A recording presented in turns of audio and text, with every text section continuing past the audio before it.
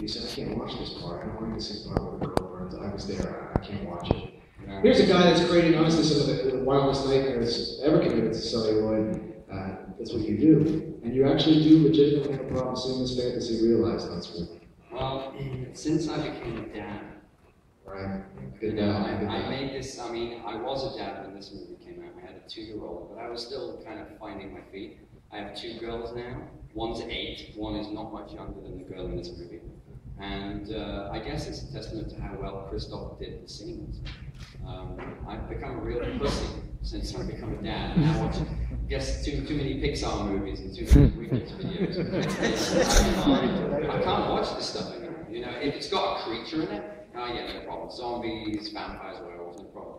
But when it's people hurting people, kind of slasher films and stuff like that, I have no tolerance for that now. It's really kind of sad, because I used to be into that as a kid, but now I'm just not. It just kind of makes me look queasy. So I have 3 boys. I fully understand that. Actually, one of my boys helps choose photos for Fangoria, and I should say that because there's my wife, and she's going to speak to me later, I'm sure. This is the first time you've seen it projected? Or the second time? Anything you caught this time around that you want to share with them? It's a good movie. It's a really well-made movie. That's one of the things that stands out. I mean, I know it's a very expensive movie as well in terms of horror budgets. It's way above your average horror budget. And I think it's on the screen, the artistry, the photography I love. I mean, I know that Christoph was passionate about the games. I mean, he absolutely is a game obsessive. Silent Hill was hugely important to him, and you can see it in the detail. I noticed stuff that I had never noticed before. I mean, I had this film on the set while I was shooting the new one, you know, on the iPad, and I reference it going, but it's like a low resolution thing. I'm watching on the big screen now, and I'm seeing like the door hinges are done as sequins from the order, and things like that. And Carol Spear, who's the production designer of the first movie, I didn't get it for the second one, she did a phenomenal job. So I'm looking at the art and listening to the mix of the sound, and listening to the way the music is used. And you know, it's a beautifully crafted piece of filmmaking. To me, it's not a scary film. It never was. It's a creepy movie. It's a movie which is disturbing, but it doesn't do the single thing which, in many ways, a commercial horror movie maybe needs to do, which is make you jump and frighten you. And I don't think this does. I think it plays on a different kind of psychological horror, which is unusual and great.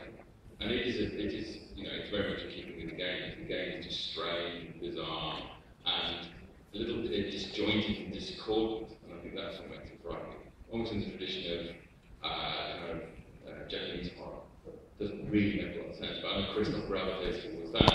I'm a little more Western in my approach. So it's going to be There's definitely a strong European sensibility to this too. Even the little girl running constantly reminds me of Don't Look Now. That feel, absolutely, that feels there. Any other questions for, again, okay, we're going to first hand back over here. Speak loud so I don't have to run over there. Okay. Question for MJ. Way back when, there was a comic book that really changed a lot of the way people saw comic books called Arkham Asylum. And it's been credited on canon as having a great influence on Silent Hill. And back then, it was just like a new toy everybody wanted to play with. Do you feel that that can be a way to use 3D? Because I know Revelation is supposed to be coming out in 3D.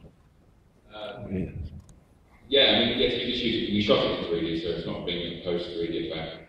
I was pretty much against doing 3D for a long time. I didn't see what it would bring to the table. And I figured that, yes, you can use it, because the world of Silent Hill is a different dimension, and I think if you can use the dimension in that respect, and this is the story of Heather Mason, and when you see the movie you realise it is a continuity of the movie. It's also it synthesises Game 3 and bits of the other games, but it's like her transition when you see the world go from normal fog world into the dark world, that's an opportunity to actually push your experiences with the 3 dimensions. So that's kind of what I'm trying to do with it, actually use it as part of a narrative, as opposed to just being, yes, absolutely things will come out at you a couple of times, because that's the director and the producer who wanted to be in 3D, so you kind of have to serve that purpose. But to me, it's about using it as a narrative device. It's part of the psychological aspects of the world as well. I just hope that we see, I know you can't spill the beer, but I hope we do see more Roberto up there.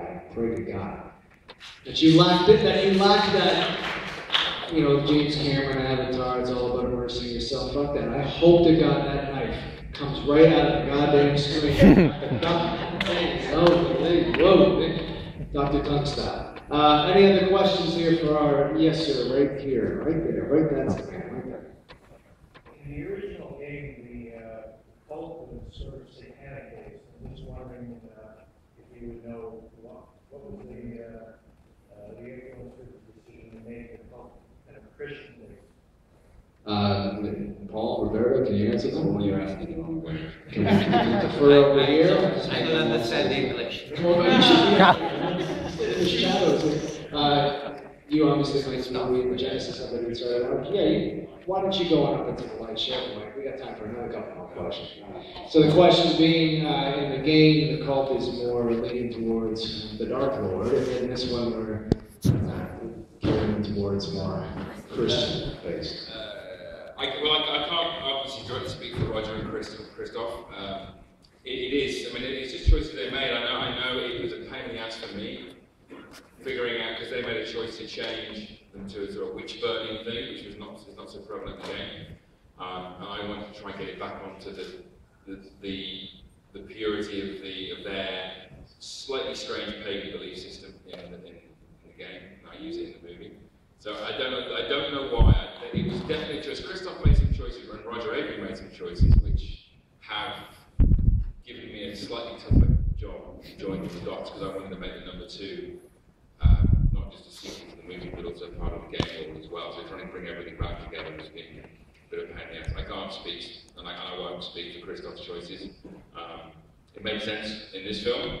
And again, the more I watch this movie, the more I understand the detail of some of the underlying ideas, which when I first watched it, I just was going to pass me by a little bit. But no, sorry, can't give you more than that. I'm looking at my watch here, we got time for one more question. Right there. Why did you choose not to do the story from Silent Hill 2, the video game? Because that's not what the producers wanted to do. Makes sense. This is I'm not going to say actually that's a bit glib. 2 is a different story. 2 can be done at any time. It felt that if they did story game 1, story 1, more or less the same thing. Game 3 is the continuation, more or less, of that family narrative. And James's story in number 2, I think, can be done. And also Room 1406, that Stephen King thing, similar kind of vibe. So I think time is there to be done. So somebody will do that story, I think, at some point. So it's going to happen, but just not if you feel like it was the right time to do it. And it's not the story they wanted to tell. So I just came in and did my job. Right, that was it. You can answer that, Roberto? Yeah, we definitely have time for one more. That was a short one. So why don't we just go over here? I'll give you the mic. Being a big fan of the games, I was wondering what monsters we can expect to see in the second movie. Because I noticed there were monsters from the first game, the second game. Are we going to see any of the walking tumors from the third? He's not going to answer that. He's not going to.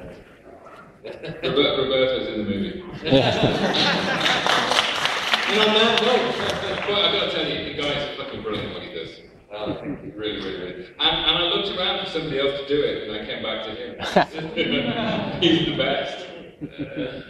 All right, well, listen, guys, thank you so much for coming out and sitting with us, rocking the film, and doing what you're doing.